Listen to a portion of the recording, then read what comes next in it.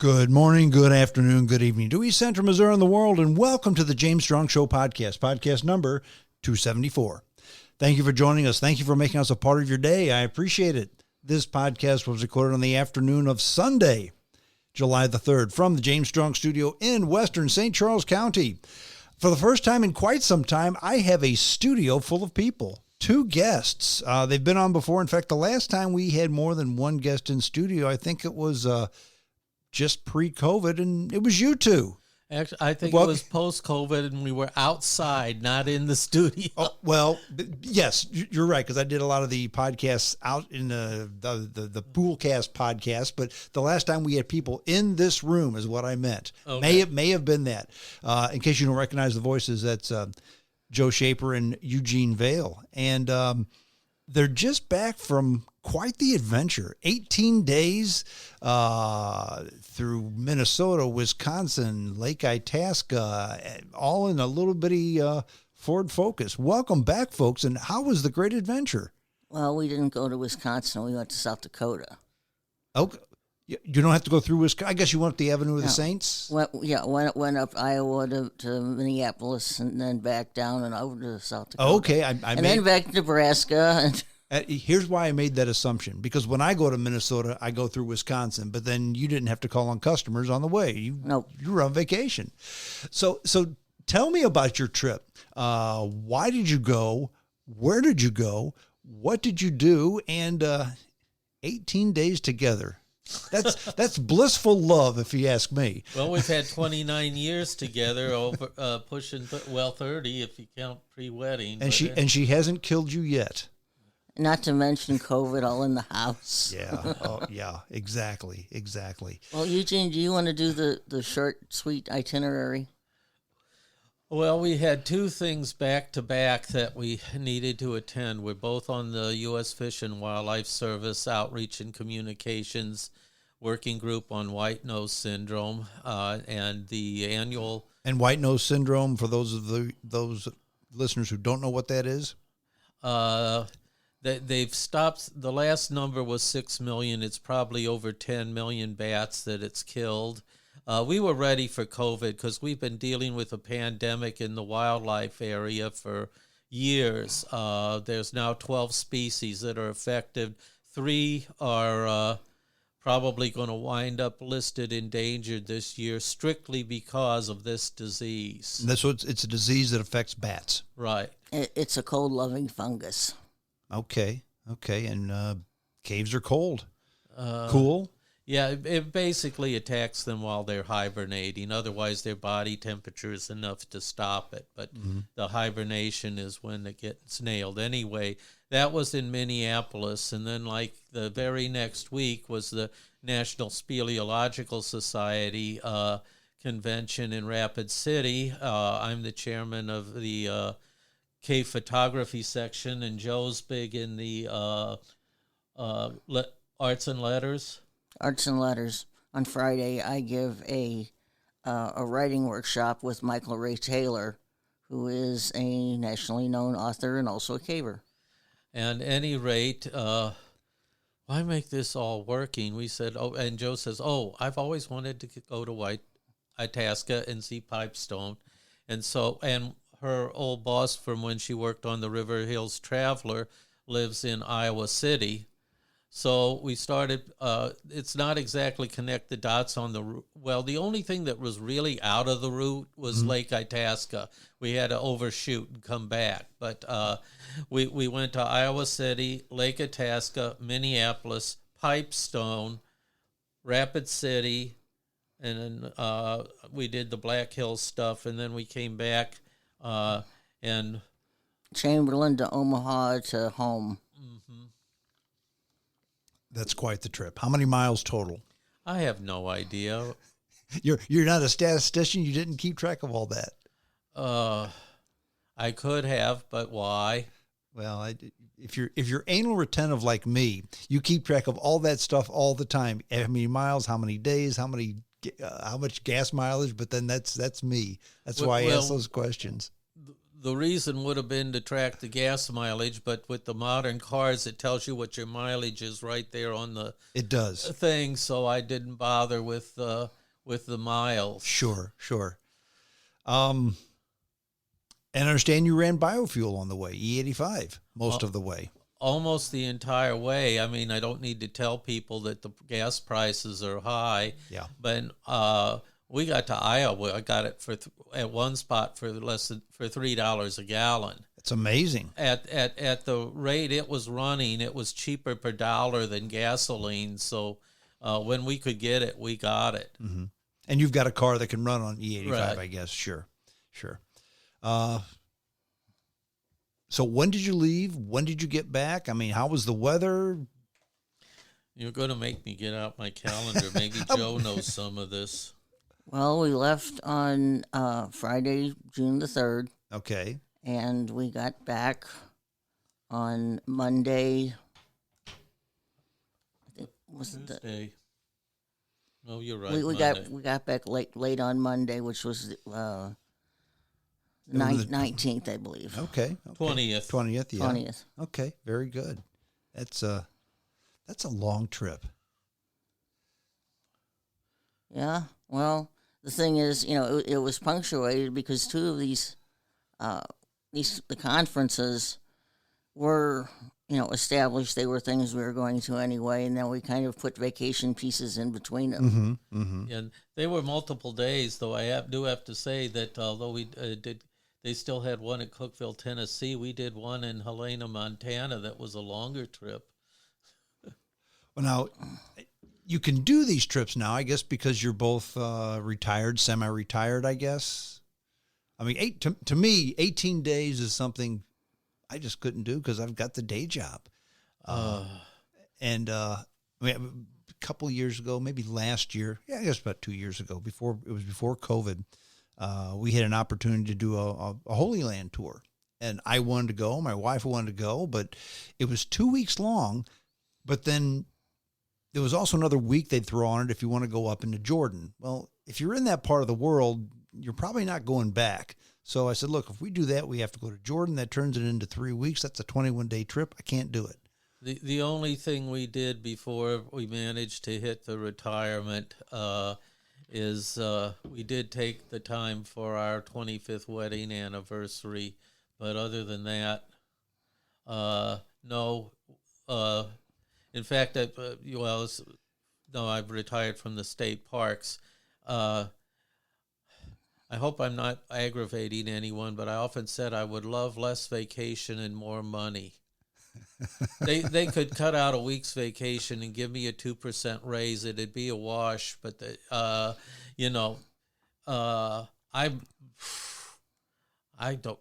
know the maximum was 6 weeks vacation built up. I know I had that. Yeah. Then you hit sick leave, and I think I had nearly a year. Wow. And and that's because it's just basically impossible. I used to always argue with people. You figure there's a 40-hour work week. No, it isn't, because once you add in all the holidays, the vacation, the sick leave, and everything, when you figure somebody's working a 40-hour, 5-day week all the time, and you hit Thanksgiving and Christmas, Sure. it doesn't come out that way, and there's always more work than there's time to do it. Well, and now that you're at the point in your life where you've got your health, you've got some time, you've got a car that runs on an E85, so the sky's kind of the limit. Congratulations to both of you for taking the adventure of a lifetime. One of the advantages of my situation is ever since 2007, I still am working. When I worked for the newspaper, we were running it on 2 laptops and 2 cell phones. Literally, there was an office, but we went in there to meet people mostly. Sure. And I'm still working for myself, doing book production for folks, writing some, doing things like that. But it's nothing that can't work on a laptop and a cell phone. Mm-hmm. So you can pretty much be anywhere there's an internet connection. You don't have to punch the time clock at 7 o'clock and stay there till 3:30. Right. And I'm also to the point that I'm only accepting jobs that I want to do. Yeah. Because of the fact of being retired and having, my husband's, believe it or not, the state still has a pension and Social Security. So, I mean, it's not that I'm at this point in my life worried about where the peanut butter's coming from. Right. Don't forget the ramen noodles. That's true. Well, and knowing you as long as I've known you, Joe, you're kind of going to do what you want to do anyway. Am I right or am I wrong? Pretty much. I mean, there's, to the extent that there's very little that I've ever been forced to do that I didn't want to do. Sure. I mean, there were things that I was kind of like, I don't know. But in the case of, putting together books, I've been approached by people that had, they had proposals were things that I really didn't want to do. And I just said, no, I'm sorry, I'm not the right person for you. Yeah. Yeah. If it's your passion, I mean, if you need it because you've got to put food on the table, that's one thing, and you're not in that point of your life. And one of the little jobs that is kind of in process is a fellow named Don Corrigan, who was the editor for the Webster Kirkwood Times for 40 years, co-publisher. Since he's retired. He's writing really odd books. He wrote one called "The Squirrel in American Culture," and he's just written one about roadkill. Not a funny roadkill book, but a book about how do we deal with the fact that we have animals impacting the roadways. He decided he wants to do a cartoon coloring book on roadkill. So okay. So naturally, I was on a speed dial,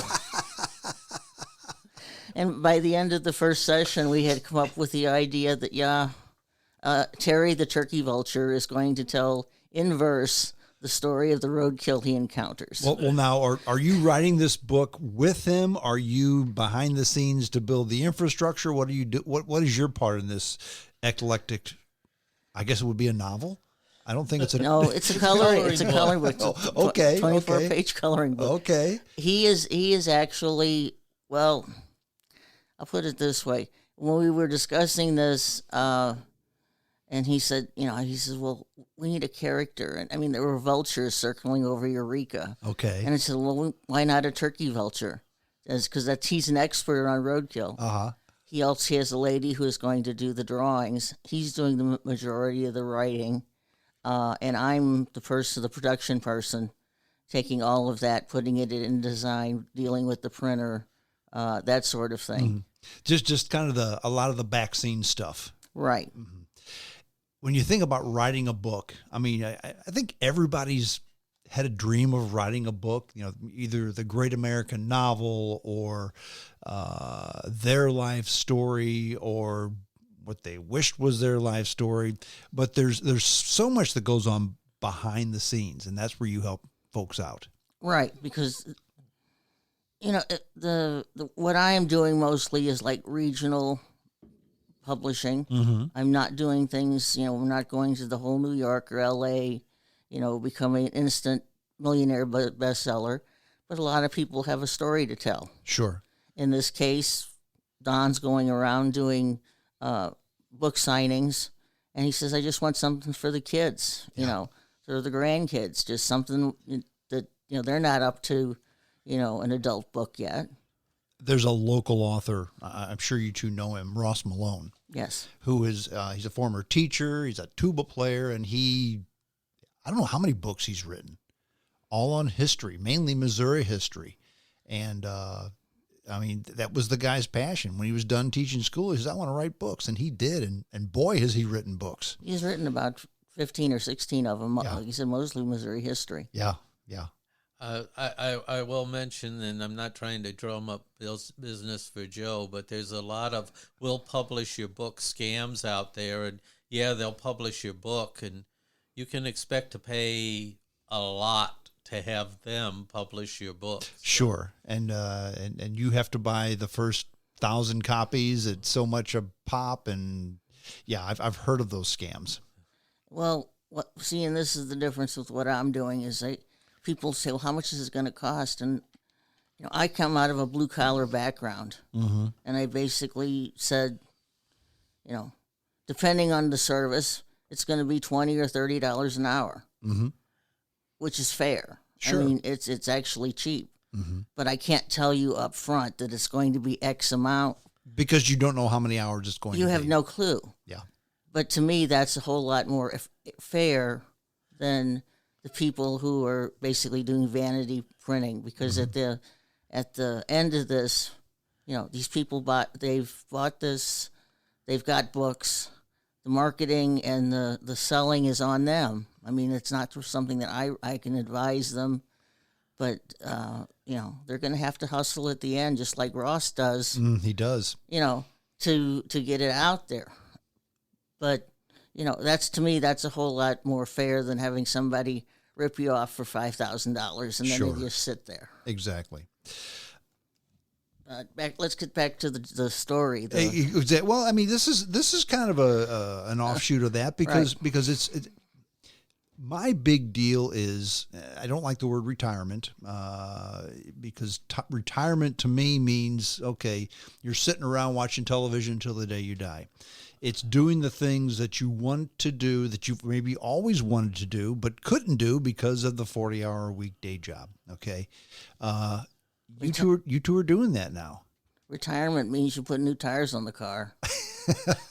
That's exactly right. Joe will tell you that the TV is on occasionally, but it spends way more hours off than on. I will quote Edward Abbey from Desert Solitaire, but that was back when the principle of the TV was the vacuum tube. Yeah. And he said, you know what happens if you stick your head in a vacuum tube? It sucks your brains out. Sure. Too much television will do that. But you two don't have that problem. I mean, you two, you're doing your own thing. And travel to me, you can watch a movie or television. You can watch a nature special. You can read a book, all of which are good in trying to get out and see stuff that's not in your own backyard. But there's nothing like going there and witnessing it firsthand. And the thing is, when you're a writer, it's also fodder for whatever you're doing. Sure, exactly. Because in addition to producing these other people's books, I'm just still doing my own stuff. So well, I mean,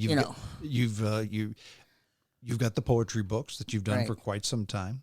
In fact, you gave me 2 of them upon your arrival. Thank you very much. And just the fact that you're doing what you want to do and you have a chance to go out and travel someplace. I hear a lot of excuses from a lot of people. Well, first of all, I don't have the money. This was an 18-day trip that you folks took. Did it cost a lot of money? not really. I mean, not compared to what, if you look on the internet, you look at TripAdvisor, you look at Airbnb, and these people are charging $200 a night just to sleep. Yeah. I mean, we don't do that. How did you get around that? 'Cause I know you don't stay at the Ritz-Carlton or the Four Seasons, but it's hard to get a place. It's hard to get a place under $100 a night. It's hard to get a place under $150 a night. To me, if you found a better way, please share it with us. Well, I will say that we stayed at 2 hotels from hell. So, I can't say that our system is the best, but we went out looking, and I mean, it was very fortuitous. We were going to Lake Itasca, and we're kind of retired. We're not quite at the money is no object level here, but I said, okay, let's see what lodging there is in the park. Well, they have something called the Headwaters Inn, and we wanted to see the Headwaters. It's not right there at the Headwaters, but it's close. It's really a hostel. Okay. You get your own bedroom, but you share the bathroom facilities, a kitchen, and boy, did we need the kitchen, and common areas. And I think that was like $80 a night for the 2 of us. That's a good rate. And I will explain the kitchen. The one thing we found on our trip at least in Minnesota, I think it eased up after was restaurants don't have help, and we could getting supper. We subsisted on sandwiches for about a week because that's all there was. You had trouble getting into restaurants. If we could get in, they served sandwiches. Okay. Lunch and breakfast were not such a big deal, though. If you wanted to eat a breakfast burrito and a hamburger all the time, that was it. But I think we found, like, in a week, 2 restaurants. Oh, well, Joe can tell you about downtown Minneapolis, but outside of downtown Minneapolis, we found 2 restaurants to eat supper at. Really? Right. And since we were downtown, and they charged for parking, we were pretty much saying we're going to do this, locally, walk around. It's downtown, right? Mm-hmm. Yeah. But their downtown is very much oriented toward breakfast and lunch. Mm-hmm. Other than the business crowd. Right. The business crowd goes home after. This was right adjacent to a college campus, too, and it's like, oh, they're eating the dorms or something, I guess. Sure. Anyway, please go on, Joe. Well, the hotel which we stayed, which was on the college campus and also involved with their hospitality people. This is for the White Nose Conference. Mm-hmm. They started serving breakfast at 9:00 in the morning. And I hate that. The conference itself, which started at 8, provided, bagels and muffins, and one morning they even had oatmeal and a regular breakfast buffet. But the first morning, I did not get up to go to the very first session because it's usually a lot of, introductions and thank yous and whatever. So I actually got a real breakfast that morning. Eugene, I think, had bagels. Well, now you're not the earliest riser in the world. No. Traditionally. No. You're one that likes to stay up. I'll see stuff that you put on online at 1 and 2 in the morning. I'm thinking, okay, is she having trouble sleeping? Well, no, because she did this last time too. So I guess that's kind of your MO. No, I've actually always managed to have when I was doing the 40-hour thing, managed to have jobs that started at 8:30. Okay. And so, where you would be leaving the house at 7:30. Okay. I never had a really a job that was really get up, be there at 5:00. When I worked in the print shop, my boss would he wanted to do like 6:00. If we had to do overtime, he wanted to do 6:00 in the morning until 5. Mm-hmm. And one of my jobs was running a guillotine cutter. Mm-hmm. And I told him, I said, Jim, I can be here at 7. I said, if I come in and start working at 6, I will not have fingers. She runs fairly well on autopilot, but if it requires thinking, after 10 o'clock is the rule. Yeah. Yeah. Well, what can I say? A lot of people are wired that way. I'm an early morning person, but a lot of people are later morning people. You do what you can. My mom was like that. She was, she was, if she was on her own time, she would get up at about 8, and that's about when I get up. Mm-hmm, mm-hmm. So I'm not laying in bed till 11 o'clock. Sure. But most of the time. Well, at any rate, we just pretty much went on the internet and looked for places. I think we mentioned, but probably not during the podcast, the convention in Rapid City for the National Speleological Society. We were staying in dorm rooms at the name of the university, Joe? South Dakota School of Mines and Technology. Anyway, and that was another bargain. So basically that was $90 a night. Okay. But they offered $70 a night rooms Mm-hmm. with the bathroom down the hall. Okay. And to get a bathroom right where you were at, it was $90, but it was. So you splurged. You had your own toilet. Yes. and they did for that they did furnish towels and linens. Okay. So it wasn't like Could you eat breakfast in the dorm as well? Or were you on your own for that? The university was shut down, but we had a cooler, and actually, breakfast was not always that big a problem. It was kind of Lake Itasca had a cafe where you could get the breakfast burrito. But at any rate, mostly, though we're not the biggest fans of Ronald and Company, you can get a McDonald's breakfast just about anywhere. Sure. But at any rate, what? And the dorm that we were staying in, it had a common kitchen with them, like a microwave. Yeah. Mm-hmm. So he'd get up in the morning because he was awake, and he'd basically go down there, make 2 cups of tea, pop in some waffles or toaster strudel or something, and So I mean, that worked out pretty well. Yeah. Now, not exactly Super 8 breakfast, but hey, we worked. Well, any rate, the rest of the time we were looking on the internet what's available, where we're going to go, and we kind of learned that don't always go with what looks to be the most cheap or most convenient. Right. My advice is, if anyone does this, check don't just look at the average rating, which they'll often post themselves. Mm-hmm. Our one hotel from hell was rated at 3, which is right in the middle. Mm-hmm. They must have a bunch of friends go on and give them the above average and excellent rating. But if you actually looked at it, the largest single rating was terrible. Yeah. And that was being generous. Yeah. What was the chain and what were the particulars, if you don't mind saying? I will do this to not attack the chain too much. We stayed at a wonderful Super 8 in Chamberlain. Okay. They had a jacuzzi. They had a swimming pool. They had the breakfast, the whole 9 yards. And then we did Northeast Omaha? Yes. Super 8.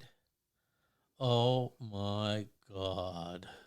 Well, there were 2 options. One, Council Bluffs, Iowa has one. Okay. And we're coming back down basically I-29 to get back into Missouri. Mm-hmm. And it was $20 more than where we stayed.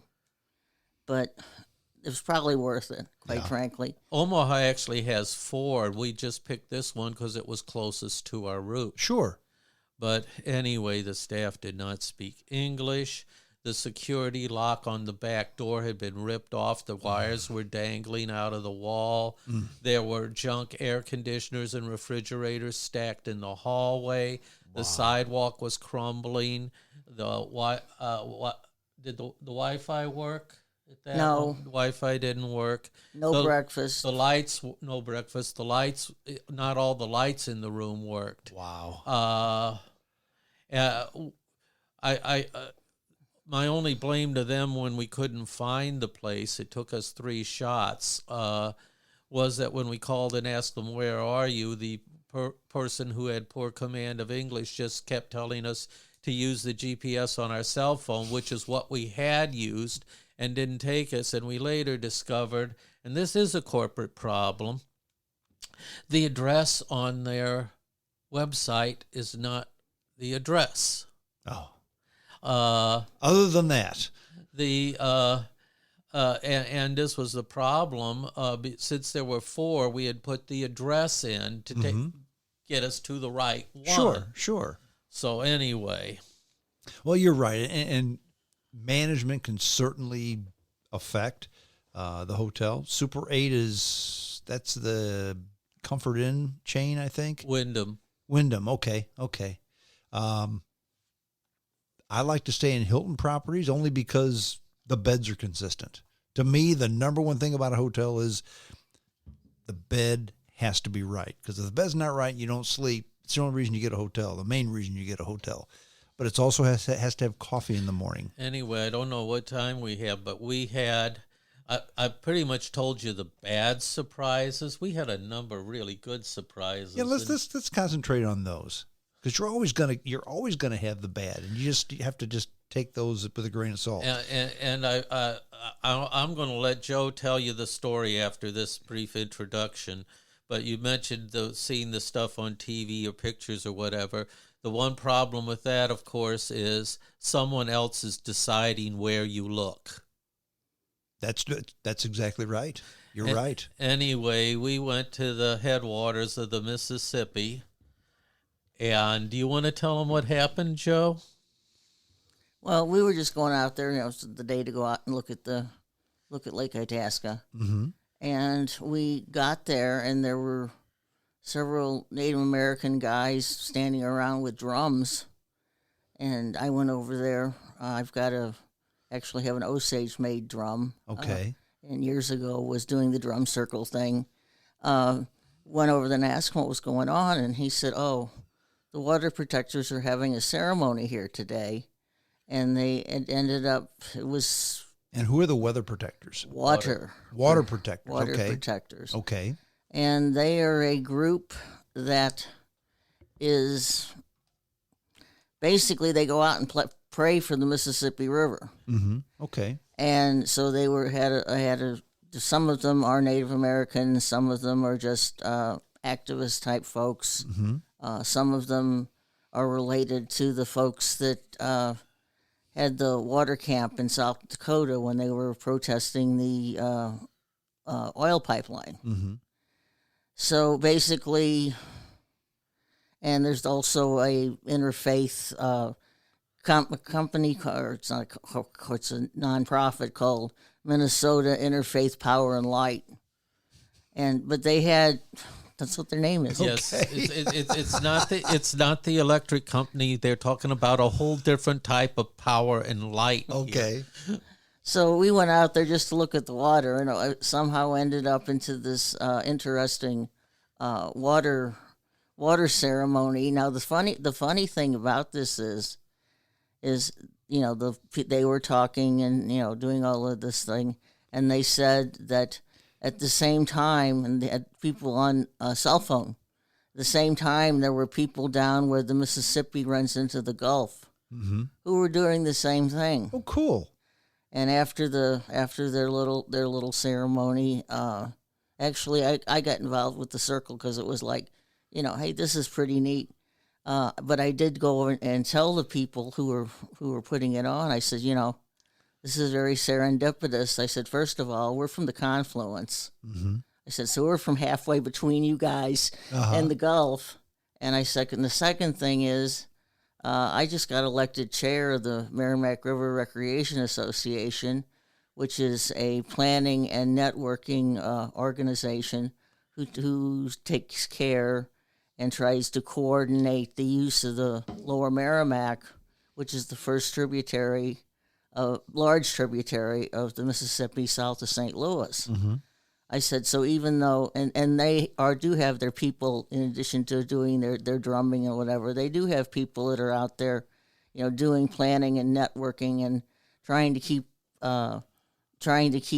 all the various interests and stakeholders in the river talking to each other so that they know what they're doing. Well, this is what the MRRA is all about. So I ended up, they were passing out little pieces of tobacco, and I've got a little piece that's going to go into the Merrimack in about a week. Oh, cool. So it was kind of interesting because it just so happened that they were doing this out there. And you just stumbled upon it. Stumbled upon it. Wow. Got to talking to these people, and this lady says, well, you're doing the same thing I am. He says, you want some lunch? So... Talking about food, that's how I got a sandwich and some watermelon. The unexpected pleasures of vacation sometimes are the best. Yeah, we're retired and sitting at home watching television. Yeah, or not. Or not. But that's outstanding. And again, you're both still blessed with health and good health, I should say. Everyone has health. But the fact that you can do that kind of thing and it's so much different than just sitting at home and reading about it because you don't know what you're going to stumble upon when you're there. Well, and you mentioned lunch, and the other thing which we stumbled upon because we were actually looking for lunch. Actually, I think we were looking. What they had the Douglas Lodge, which was it only open week anyway. It wasn't open, but we passed a thing that said boat tours. Okay, and we go boat tours. There was one a day, and it left in 15 minutes. Wow. Did you make it? Yes. Outstanding. And again, just luck of the draw. Mm-hmm. So we got to go on a boat tour of Lake Itasca. Which Lake Itasca? That's where the Mississippi begins, correct? Correct. Mm-hmm. Mm-hmm. And interestingly enough, the person who is attributed with, quote, discovering it for the white people Mm-hmm. is Henry Rose Schoolcraft, who took about 9 months and basically explored the Missouri Ozarks. Really? Before he did this as a geologist, and he was out looking for more lead deposits. Mm-hmm. He was expecting to, get rich and famous off of this, and he kept a journal, and the journal has been published. We have a friend of ours who reenacted this. Instead, he didn't do it for 9 months stints. What he would do is he did it in pieces. Okay. So he would go out, for a couple of weeks, and he'd park his truck, at one end of the thing, and then he would walk.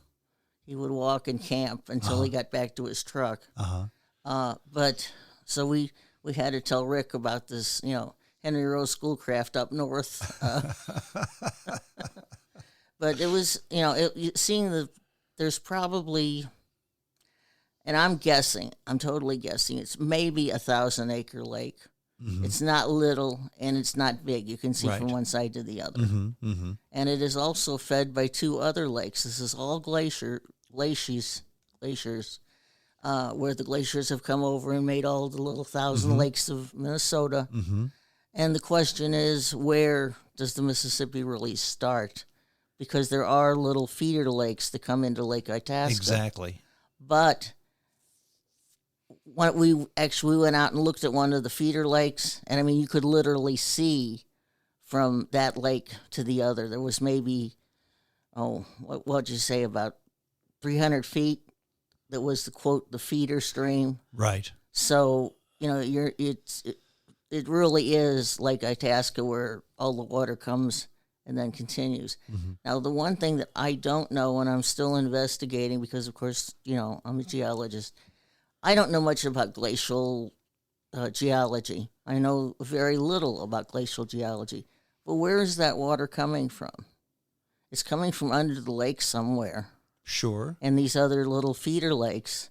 So, I mean, they're not really springs like we have springs in Missouri. It's like the lakes just rise and then...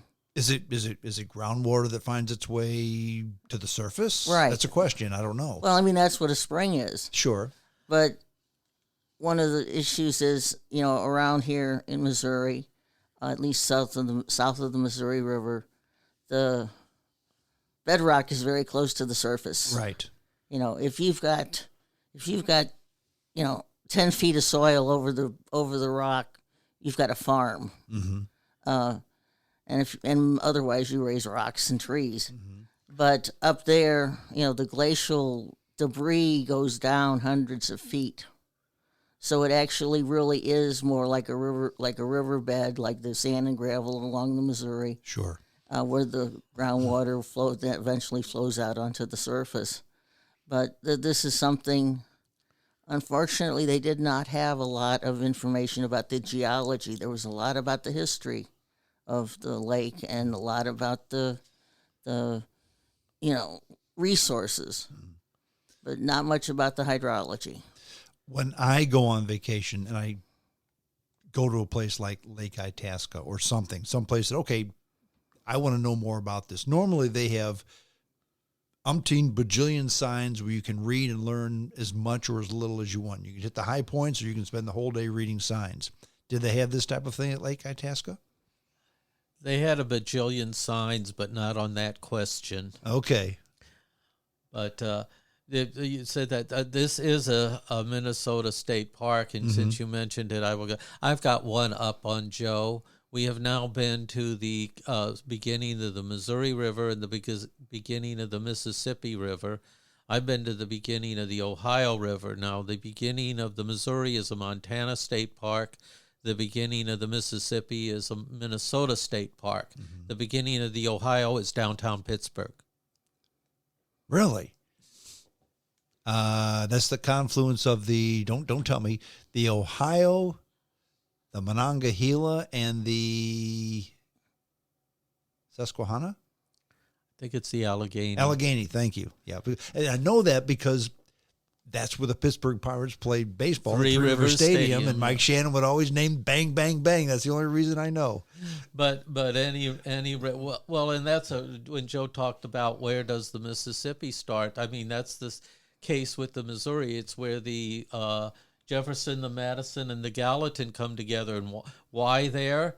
Well, because they couldn't pick which one of the three was really. They were too close to the same size, so we'll just exactly. But anyway,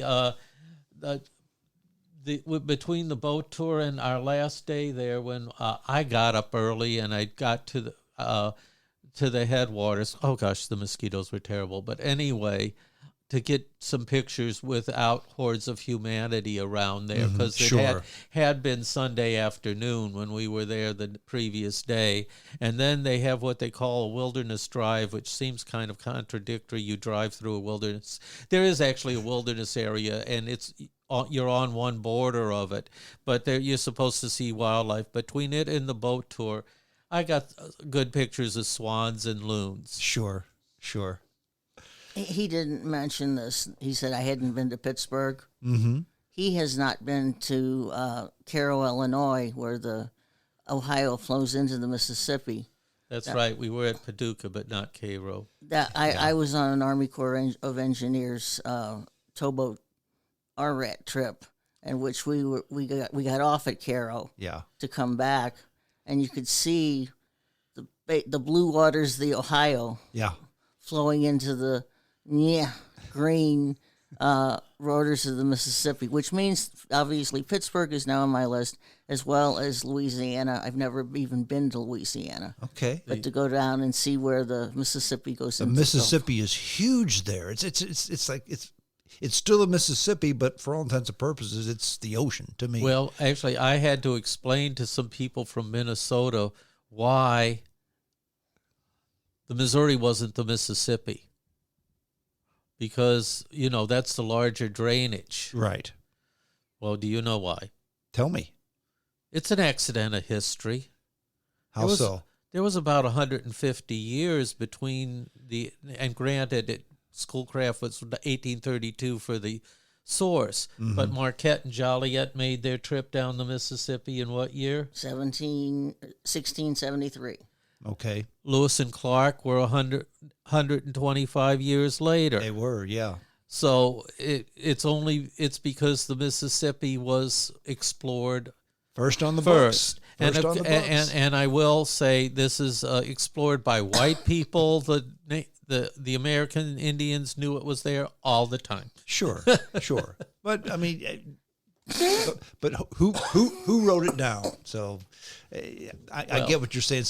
To say they discovered it is they didn't. Somebody else knew it was there. I do this every Columbus Day. I put up a post that says, on this day in 1492, Columbus discovered America, which came as a great surprise to millions of people who knew it was here all the time.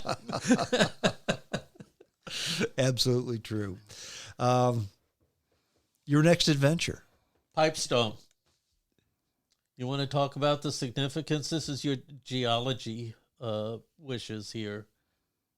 Oh, I think first we should tell the people about our first real food on the way to Pipestone. Okay, what is Pipestone? Pipestone National Monument is in southwest Minnesota. Okay. If you've ever seen an Indian quote peace pipe, and they really weren't peace pipes, but an Indian ceremonial pipe. Okay. The bowls are usually made out of this red stone. Mm-hmm. This red stone is a clay shale.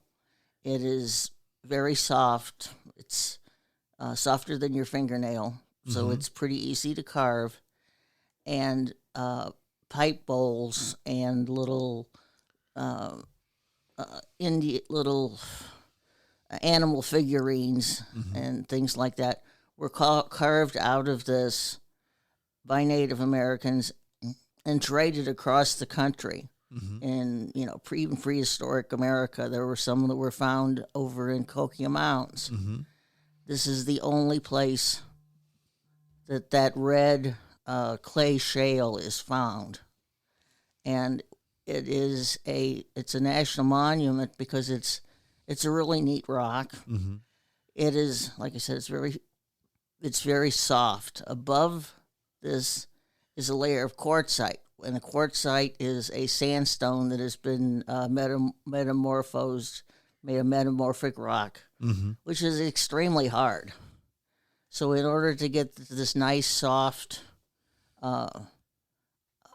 pipe carved stone, you really have to you got to get through all this quartzite. Mm-hmm. Mm-hmm. At some point, this was at the surface. This is a very significant, especially to the Dakota, the Sioux tribes in the area. They have an entire mythology about this pipe, and people who are pipe carriers are sacred to the tribes. But people were actually coming in and mining it, to build bank buildings. Mm-hmm. Mm-hmm. So it was made a national monument, and now you have to be an enrolled member of a Native American tribe, and you cannot use anything but hand tools. And it doesn't cost you anything. I mean, and you can take whatever you can dig. Mm-hmm. At this point, they have a museum there, and there was a gentleman there. What was his first name?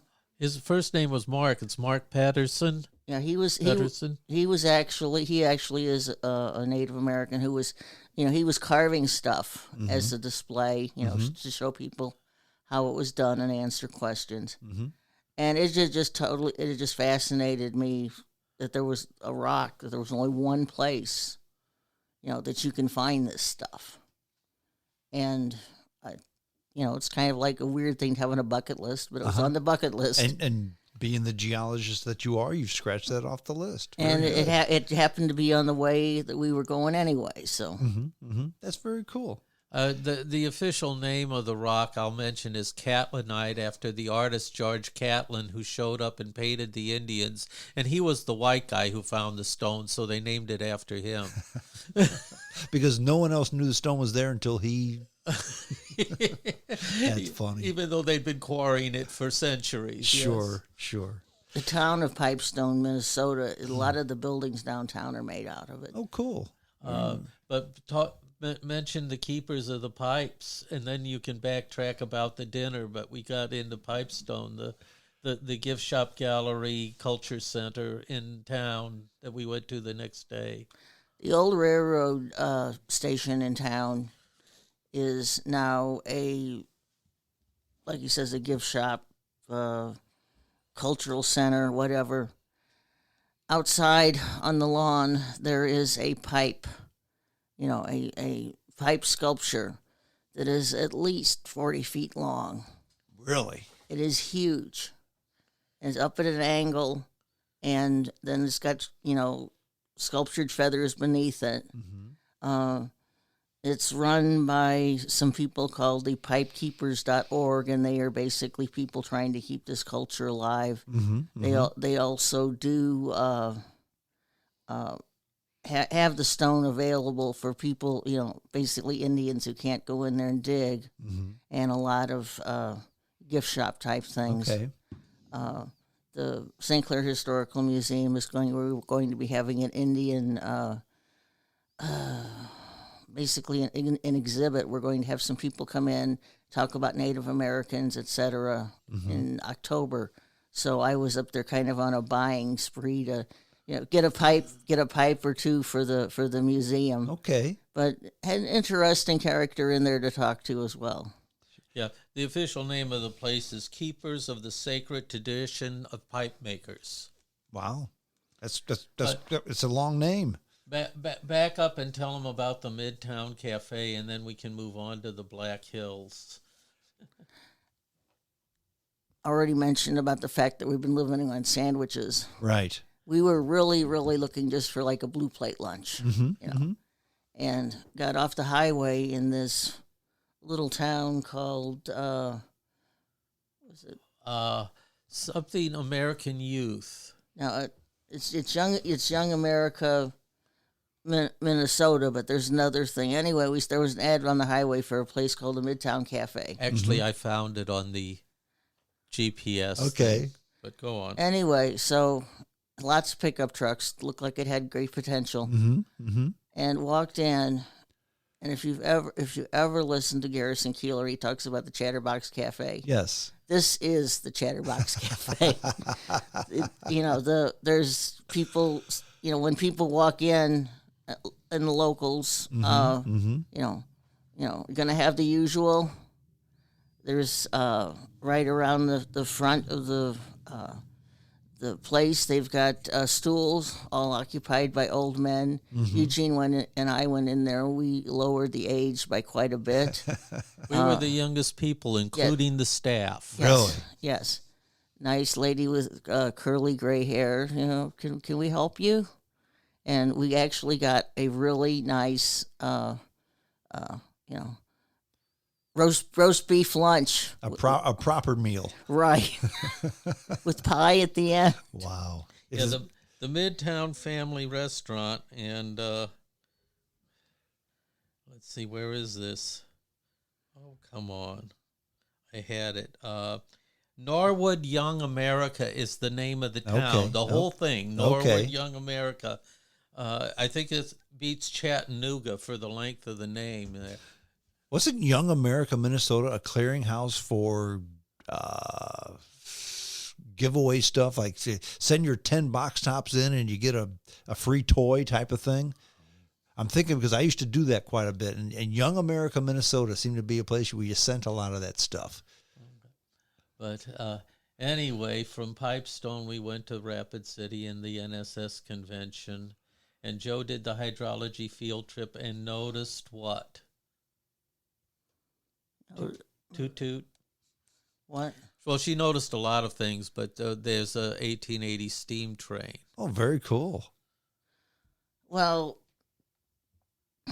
Back up if you want to. Well, the hydrology tour is basically the NSS convention. The day before the convention, they will have a hydrology, a geology, a biology, and sometimes a paleontology or fossil tour. And in this case, they had all four.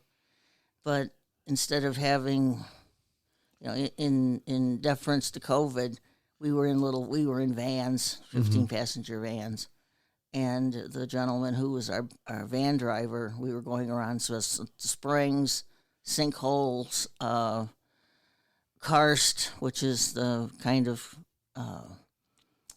topography that cavers are always looking at, because up beneath the ground there are caves. Sure. And South Dakota is well known. Jewel Cave National Monument, Wind Cave National Park, which are both caves that are, well, one of them is like 200 and some odd passages. The other one I think is 180, and they're still going. These 100 miles of passage. Wow. Not just passages, That they know of or that they suspect are there? That they know of. that they know of, that are mapped. Wow. Under national, park monument land. So, there's a reason for going there in terms of the caves and the caving. Sure. But the gentleman who was our bus tour was also kind of a tour guide. This is what happened over here in 1867, and we went into Hill City to basically to get around the park to get back to Rapid City. And right there on the main drag is a 1880 steam locomotive, basically that does tours from Hill City to Keystone. Keystone being the little town outside of Mount Rushmore. Okay. And saw that. We're train nuts, so we went back on the Saturday after the convention was over and took the train ride. So it was a steam train. What was the fuel source? It was burning some kind of oil. Okay. Right. Because quite often, it'll be a steam train, but it's burning diesel fuel or something, natural gas or something. Well, occasionally you get the ones that still burn coal. Well, and that's the case. In fact, I think all the Union Pacific steam trains that are still running have been converted to oil. And the one of the things that is quite common that everyone thinks steam trains are coal. Right. Well, in the beginning, some were burning wood. That was the Hooterville Cannonball, if you remember that show. Yeah, I do. But Petticoat Junction. But the more modern 20th century ones before diesel came in were burning oil. It wasn't coal, and for the simple reason that it was easier to feed it Sure. to the firebox, to the burner, to generate the steam to run the locomotive. So a lot easier to turn a knob than it is to shovel the coal. Well, even with the coal ones, and if you go to the Museum of Transport, they may still show you this on their big boy. They had one that was a screw feed.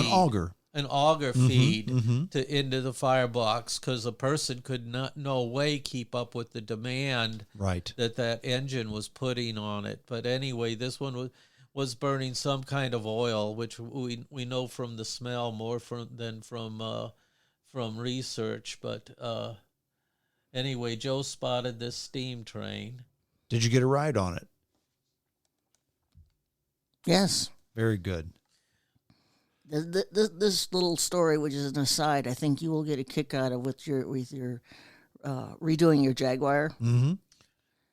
There's a Chicago, Burlington, and Quincy engine that I rode on when I was 5 years old. Okay. It's a 4960, and it was one of the last steam locomotives that it was in service, and it went strict. Then it went, when I was like 5 years old, it went to tourist service.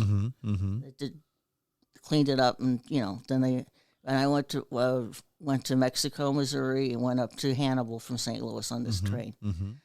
This engine is still running, going from Williams, Arizona to the Grand Canyon. Wow. And which is, this is 60 years later, folks. About 10 years ago, and it was still burning coal. I know what coal grit in your teeth tastes like. But about 10 years ago, the Arizona environmental protection people said, "Oh no, we can't have a steam locomotive, burning coal, because it's screwing up the air and all this." I mean, it's one steam locomotive. Exactly. But anyway, so in order to you have to take it out of service.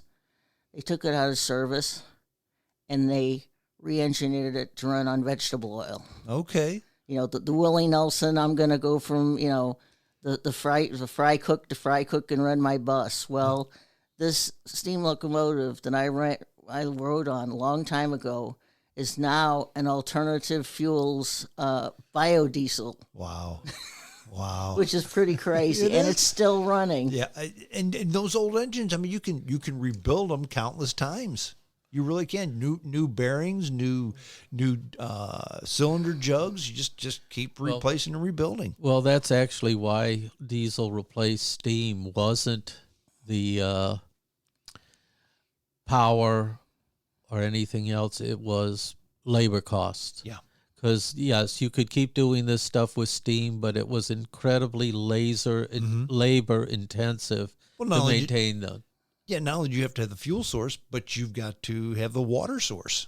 Well, and this is, we could get into a whole discussion on that, but this is, anyway, this is why even a lot of the tourist railroads have a diesel engine sitting on the side, because very often they can't keep the steam one running because they do wear out. Yeah, sure. And getting them refurbished is very expensive, and there's very limited places to do it. Anyway, we took the train from Hill City to Keystone and back, and took interest Joe kept jumping up and down in her seat about the schist she was seeing.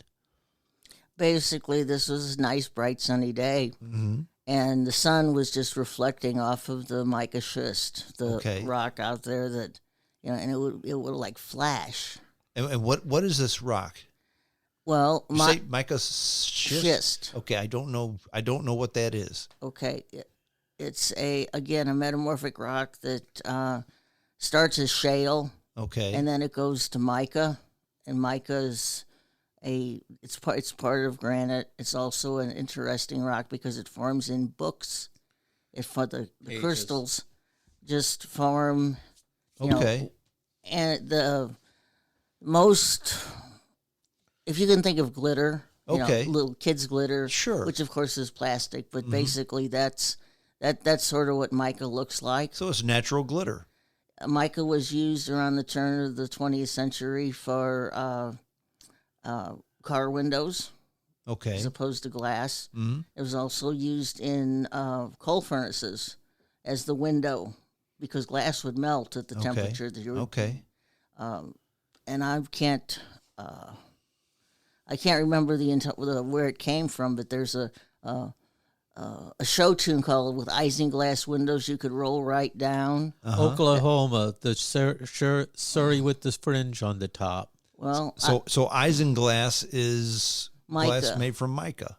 right. Okay. Well, what happens is after it's mica, if there's another episode of metamorphism, which means just the rocks get hot, there's a volcanic uplift or something like that, it'll reheat and it'll break up and it'll form just little flakes, and the stuff just shimmers in the sun. Wow. It's just fantastic. Wow. It's amazing.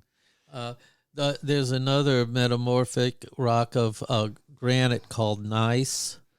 So I often describe Jo as a nice lady who really knows her schist.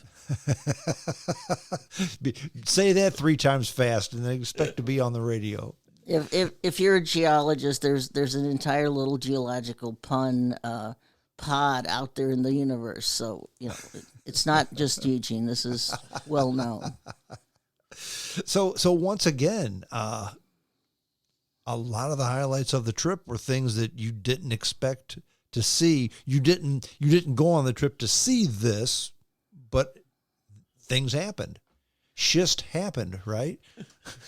That's the whole point of going somewhere. Yeah. Yeah, it really is. You stumble upon things that you never thought that you would. Anyway, we'd been to Chamberlain, South Dakota before, and we kind of aimed for that night. And we've been to what's the name of the museum there? We didn't go back, but our last time through, is it St. Joseph? It's the Atakota Lakota Museum, which is at the St. Joseph Indian School. The St. Joseph Indian School is run by the Catholic Church. I'm familiar with it. And it is unlike the things you hear in the news about all of the Indian schools from 150 years ago. They still have children there who are at a boarding school. They live far enough off on one of the reservations that there's no school anywhere around, so they still do this. However, they have entirely changed their outlook. The kids are being raised both Catholic and with the Lakota cultural background and language. They have a really nice little garden out there that says "Water is life," and it's a Six Directions Lakota garden with the different colors from their tribe and their mythology in flowers. It's really a neat little place. They also have a museum and a gift shop there. And in the interim, since we were there, we were out there at South Dakota on our honeymoon, someone has built a 50-foot tall statue named Dignity, which is a Lakota woman on a roadside attraction that she is dancing with like a dance shawl. And you see this enormous woman from like forever, wow, it's over there. But a lot of people are stop, and a lot of people who, maybe didn't, I mean, they knew there were Native Americans in South Dakota, but, the idea of the Indian woman being the focus as opposed to the Indian man which is kind of a really cool thing. So we needed to stop and go take a look at that. This vacation you went on, this adventure you went on, some people will probably listen to this podcast and say, look, I don't care much about rocks. I don't care much about caves. I don't care much about the things that you folks wanted to go see. That's not the reason I wanted to have you two on. That's not the reason that I wanted to have you talk about this vacation. The reason I wanted to have you two talk about this vacation is because this is what you two wanted to do. And you two like to do X. There may be another couple or an individual out there who like to do Y. That's 180 degrees from what you did.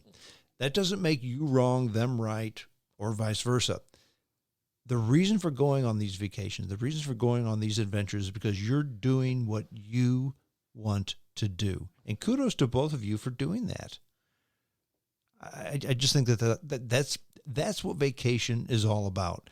When I go on these adventures out into the desert in the middle of nowhere by myself, there's probably 10 people who would want to do something like that.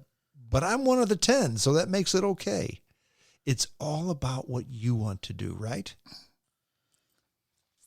And I'd like to make the point, we did this for 18 days, and we came home COVID-free.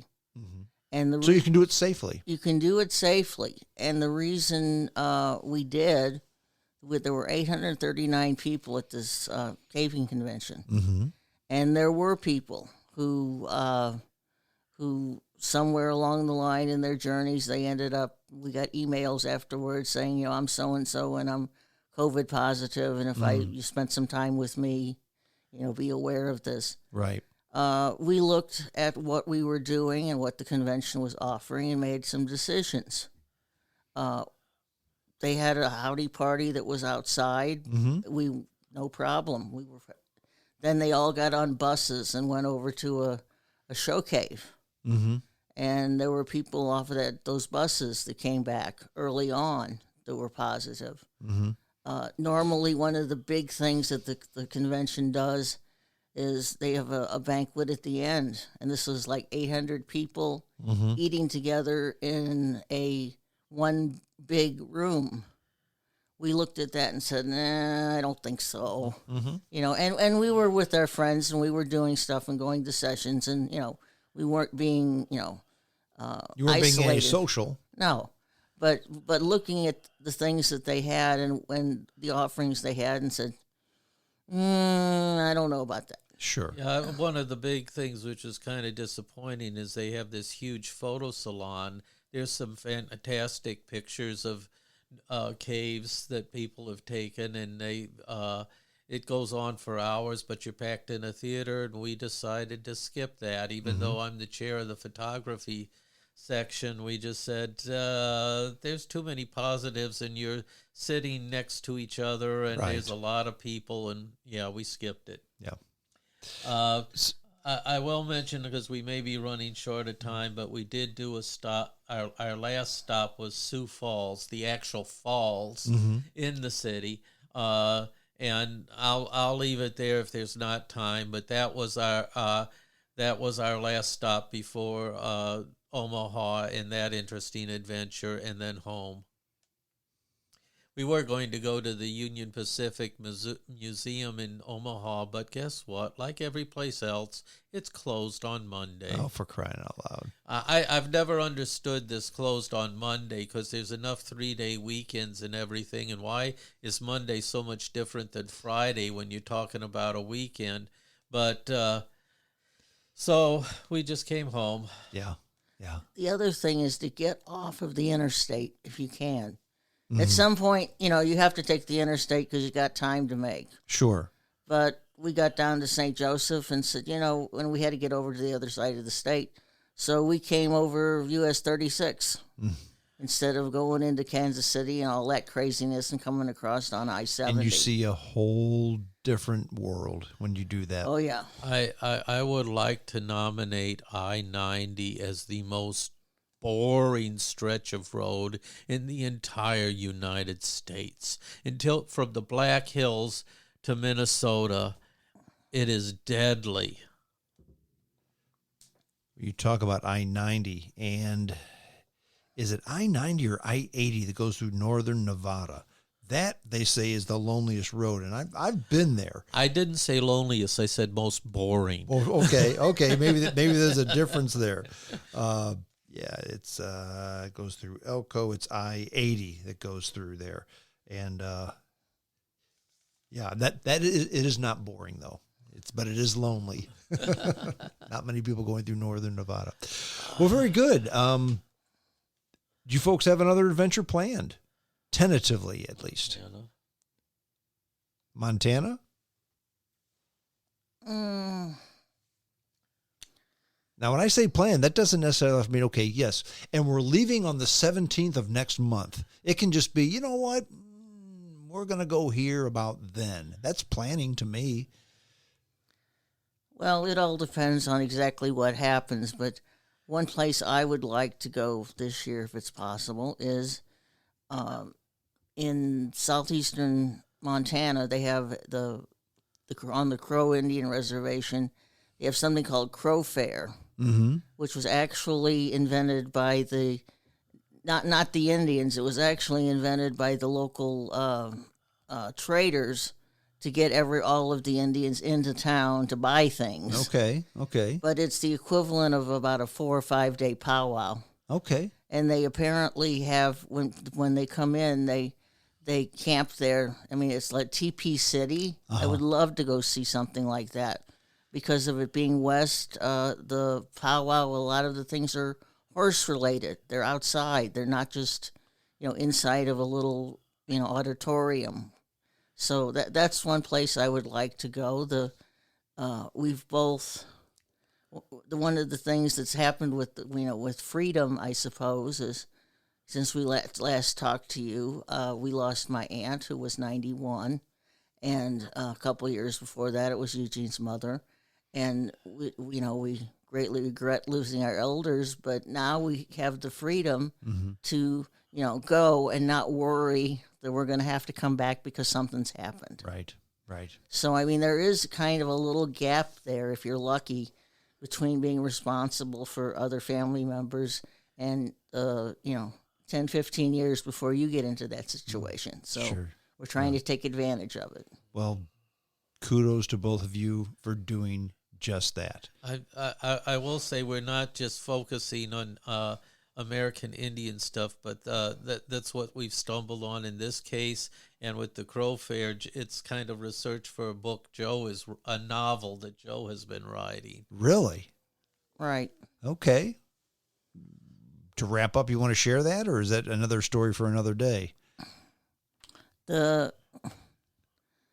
owl, it's about half written. Okay. But basically the story is a young lady geologist is going out, and she's from Chicago.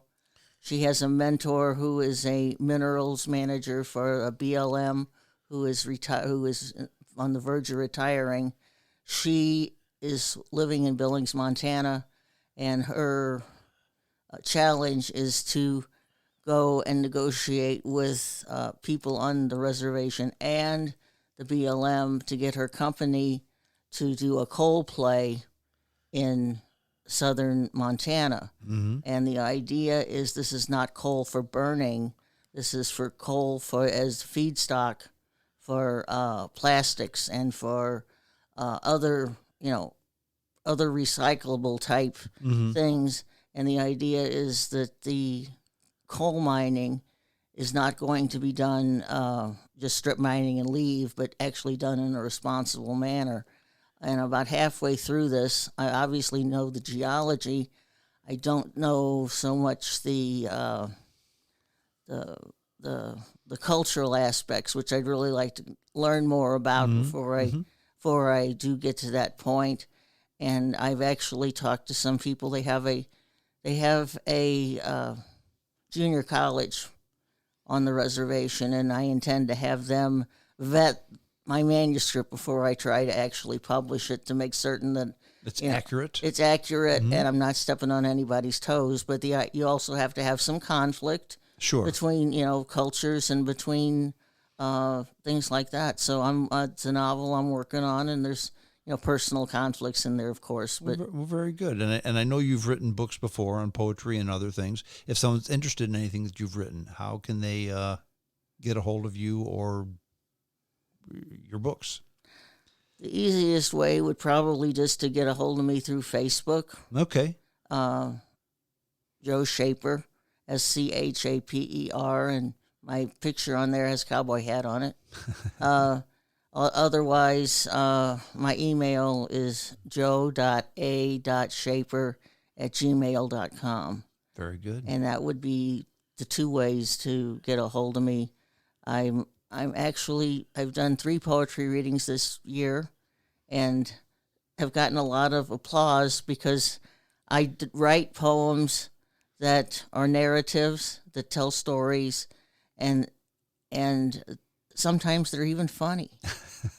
And none of that is what you do if you're actually getting an MFA program, Master of Fine Arts. No, I'm doing poetry for fun. That's remarkable. I will jump in with a translation if some of your listeners don't know that BLM is Bureau of Land Management, not Black Lives Matter. Correct. That's the original BLM. Yes. The first time I read about a BLM protest, I said, what's the Bureau of Land Management protesting? And it was like, okay, I get it. Yeah, the only BLM protests like that I know of are the cattle ranchers who want to keep their rights up for next to nothing. But that's another story for another day. Joe Schaper, Eugene Vale, thank you for sharing your adventure with us. And when you do the next adventure, we'd all love to hear about it again. Thank you much. You bet. Thank you. That's it. We're done. JamesStrongShow@hotmail.com. That's the email address. Send me your email address if you'd like. I will send you a link to the podcast upon publications. You can download it and listen to it at your leisure. If you don't want to do that, just pick up this podcast wherever you pick up podcasts, because I'm just about everywhere. That's it. We're done. Until next time, this is James Strong saying adios.